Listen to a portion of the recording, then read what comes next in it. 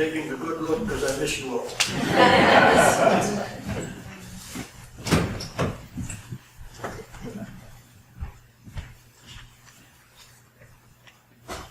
In all of his writings, my brothers and sisters, in all of his writings, St. John the Evangelist talks a whole lot about love. It seems to be his favorite topic. And throughout my 64 years in the priesthood, I can't believe it myself. 64 years in the priesthood, I have observed among all of the people that I've served that most of our difficulties, most of our problems arise because of the lack of true love. If we talk about love primarily as something that we feel, something that has to do with our feelings and emotions, we must understand, and I know that you do understand by now, that that kind of love that depends on feelings and emotions can change, can fluctuate many times over in the same way. It will change with the seasons. Have you ever noticed? You feel more loving perhaps in the springtime. The blossoms are out, flowers are coming out. Maybe you don't feel so loving in the wintertime. When you're closed in the house, you can't do everything that you want to do. Me too. Well, the doctors tell us that even what you eat, did you know that?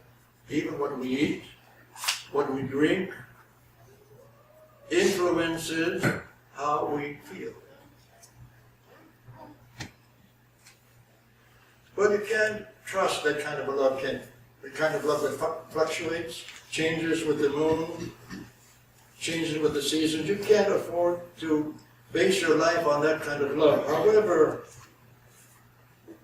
there is a love that we can base our lives on.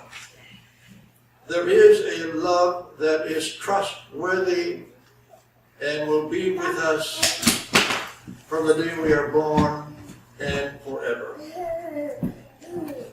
That kind of love is a perfect kind of love, and that kind of love, my brothers and sisters, can come from only one source. It only comes from Him who knew you even before you were born. Before you and I came into existence on this planet Earth, God already knew us, and He knew everything about us. So St. John then, one of the youngest of the disciples, St. John, a fisherman. What did he do? He wasn't a philosopher. He wasn't a professor. He was not a clergyman. Simple fisherman from the Lake of Galilee. And yet John talks about so much that is so high. He talks about love, true love, the love of God for each one of us. He talks about the person who gives us the love that can give us freedom. Freedom to be who we are and what we can become. And such is the love that John talks about, revealed to us from the babe born in Bethlehem, from the Savior who died upon a cross in Galilee, from a Savior resurrected in the Holy Tomb. And such is the love that John talks about, that we can trust God. I know you have a lot of friends, you wish you could trust them. I do too, and most of the time we can. But God is the kind of love that we can trust forever and in every instance. And He goes out of His way. He goes out of His way to show us that He loves us. Why? Why do you think? Have you ever tried to define God? What's the definition of God? I suppose a dictionary will say different things. Because God is this, God is that. What is the Christian definition of God? What do we hear over and over and over in the liturgy, in the Bible readings? What? The true essence of God is love. That's what He is. He's nothing different than love. His whole essence. His whole essence, if we delve into what God really is, God is love. Nothing but love. My brothers and sisters, we are living right now in times where there seems to be a lack of love. Have you noticed?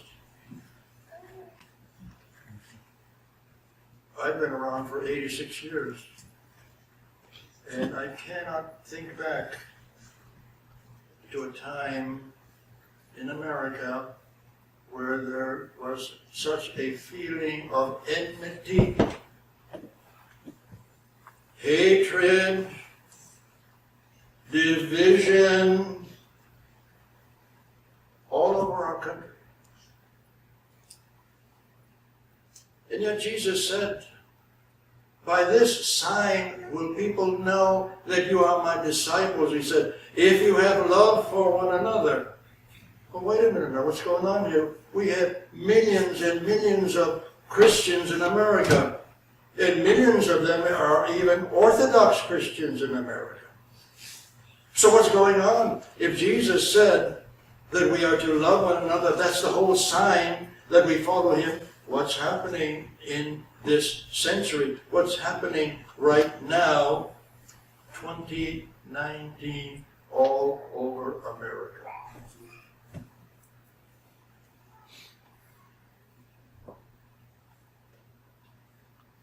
Nazis marching in Charlottesville, shouting anti-Jewish quotations. Does that remind you of anything? How many of you were around in World War II? Raise your hands. How many of you were around?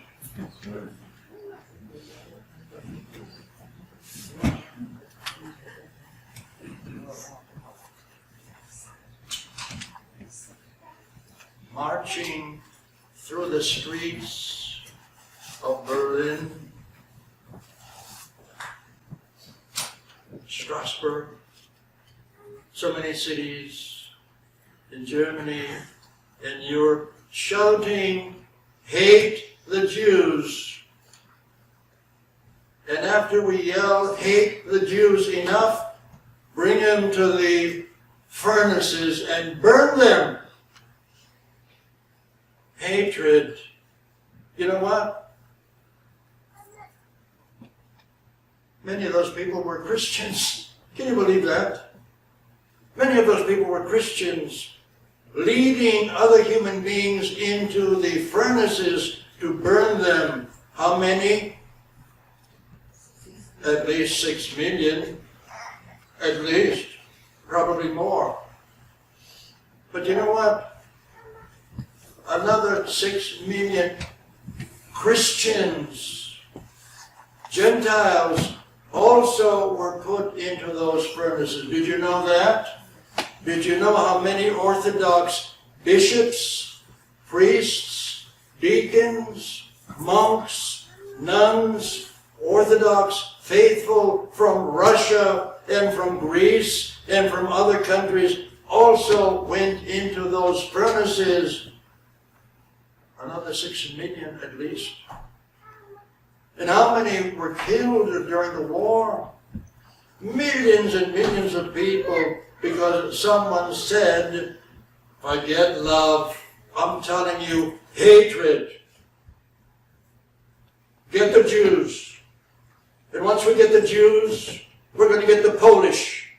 And once we get the Polish, we're going to get the Russians. And who knows who's next? The Greeks. Yeah. He hated the Greeks. Now what are we doing in America today?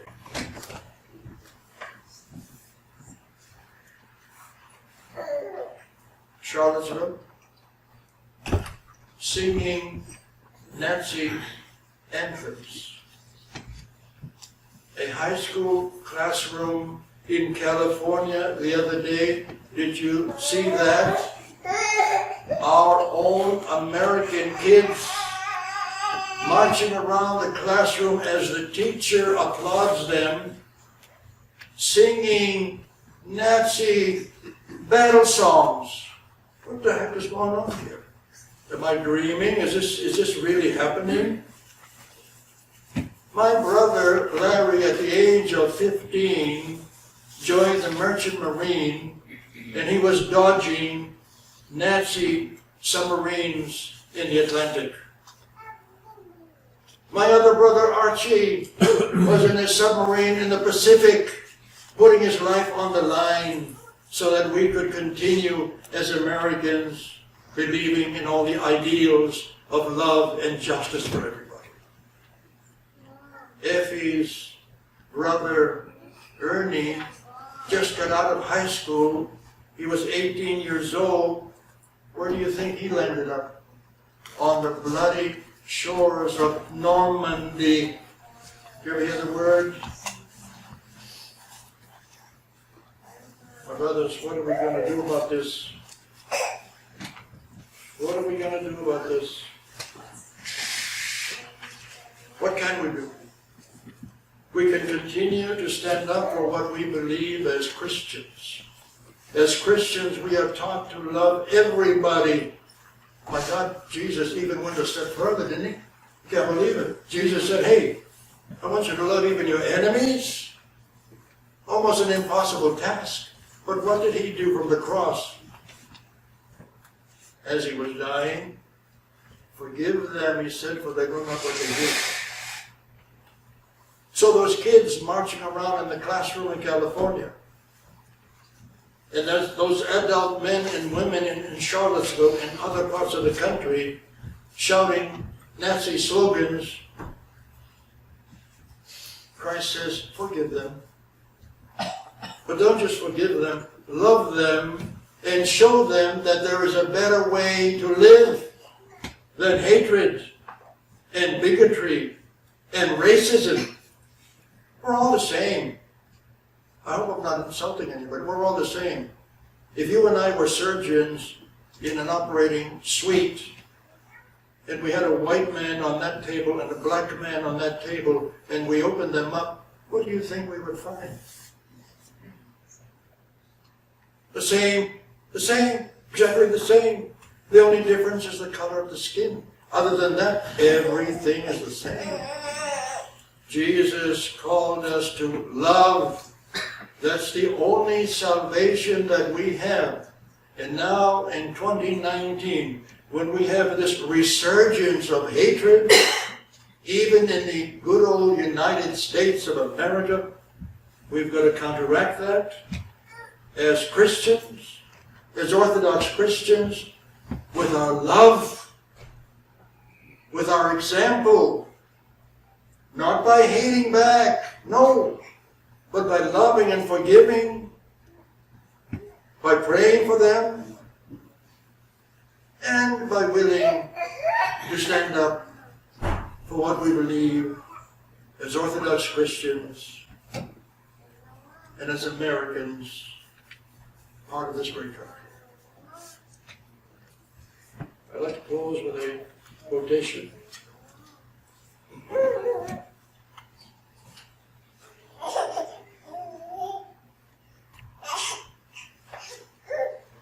Someone once said, I want to repeat these words,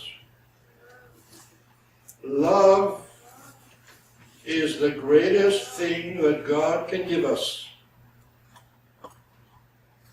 For He Himself is love, nothing else, nothing more, nothing less. God is love, and He's giving it to us.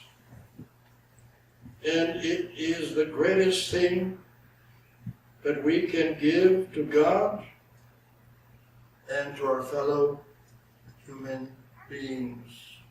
To love them, forgive them, and show them a better